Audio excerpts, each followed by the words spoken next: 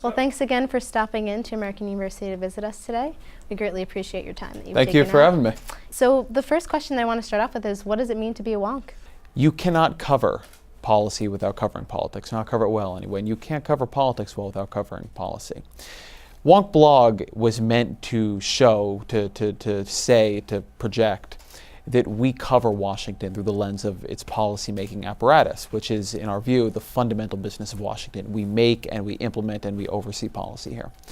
But we've evolved to the belief, as I guess is also reflected in your school's advertising campaign, that the kind of analytical tools you use to look at policy are applicable to a sort of a wide and vast array of American life. Everything from, I mean, obviously foreign policy is easy, but culture, we did some nice stuff on, looking at how well Breaking Bad actually reflects the meth trade and how well Orange is the New Black actually reflects the reality in America's prisons, culture stuff, science stuff. I mean, it's basically about looking at the world through a fairly analytical, empirical lens. Well, going off of that, who would you say is your favorite wonk? My favorite wonk.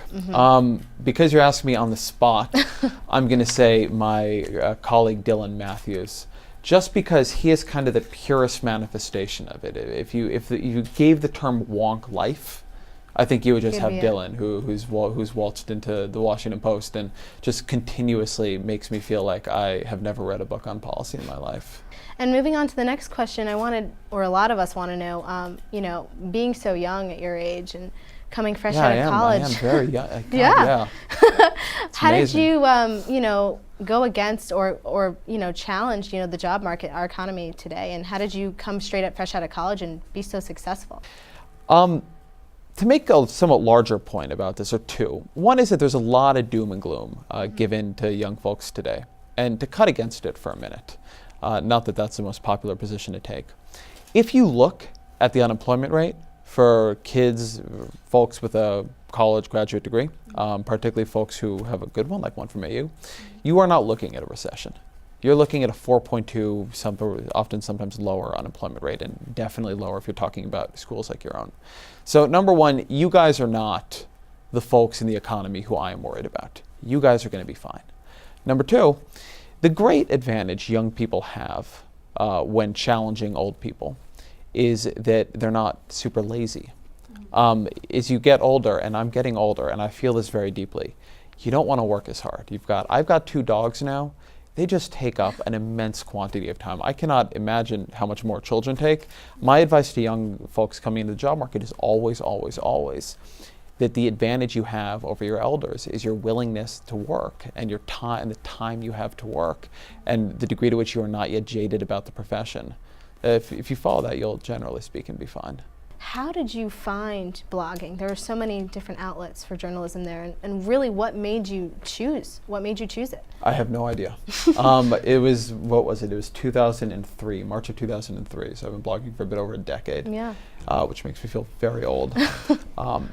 And, I read a couple blogs. I don't know how, I don't know why, I don't know what got me into them. I was in college, I also read books and magazines, and I was interested in politics. And the thing about blogging, though, the thing that separates it from a book or a magazine is the cost of entry was nothing. All I had to do was click sign up on blogger.com and I had a blog. And so I don't think it's so much why did that attract me, because it didn't. I did not think to myself in 03 like, I'm going to be a blogger when I grow up. I mean, that was, to say that you would have been a lunatic. Right. But it was something you could experiment with for no money.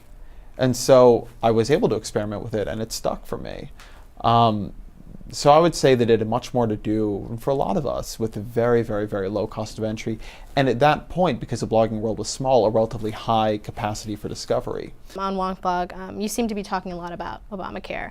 And just yesterday you made a post involving, I think it was Project Hope's Gail Walensky, I don't know if I pronounced that correctly, but where you claim the discussion of the success and failure of healthcare law has been centered on the role of young and healthy people and not the older and sick people. Can you tell me why you think that is, and what makes you take that position, and why is it so relevant in moving forward?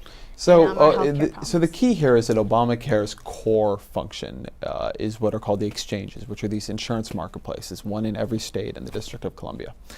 And when I say, so there are 2 things here. There's the question of what do you need to make the law work? And then what do we want the law to actually be doing? So to make the law work, you need the prices for insurance in these exchanges to be sufficiently low. And the way you get low insurance prices is you have healthy and young people in your risk pool. So you do get into a bit of a problem when you're judging the law entirely on how well it treats a young, healthy, affluent person, and kind of ignoring what it would mean for somebody who's sick, who's been locked out of the market, who doesn't have a great income. But it's important there a little bit to separate this question of how do you make the law actually stand up and function where you do need those young, healthy people, from this question of the question of how does it actually achieve its underlying purpose, which is delivering insurance to the people who need it.